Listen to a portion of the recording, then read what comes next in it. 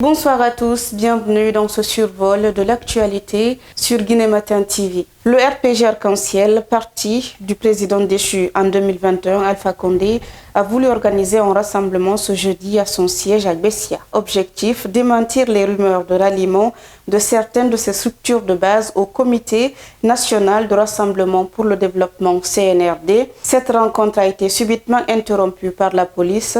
Dr Sékou Condé, secrétaire permanent du RPG Arc-en-Ciel, a été interpellé par la police et certains militants ont été dispersés.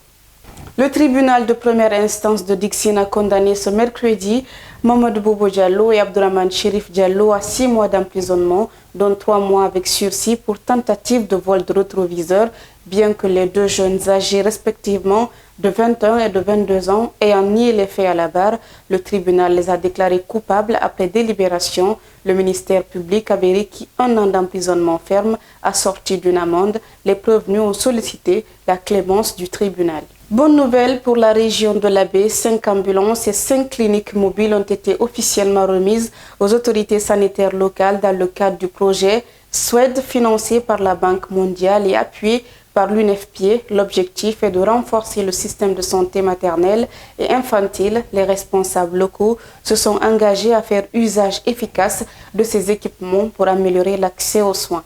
Une étape importante a été franchie dans le cadre du projet ferroviaire Simandou avec la pose de la première pierre à la station Beila, l'une des 14 prévues le long du corridor jusqu'à Forécaria. Cette structure réalisée en partenariat avec Rio Tinto, Simfer et le Winim Consortium Simandou devrait à terme faciliter l'exportation du minerai et le transport des passagers à travers le pays.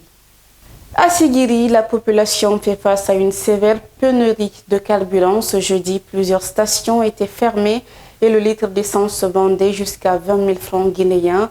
Le préfet a interdit la vente de carburant en bidon pour freiner le marché noir que plusieurs citoyens accusent d'être à l'origine de cette crise. Et voilà, mesdames et messieurs, c'est tout pour ce flash d'information. Merci à vous de l'avoir suivi. Continuez à suivre Guinée Matin TV sur nos différentes plateformes digitales et continuez à nous lire sur le www.guinématin.com. Au revoir.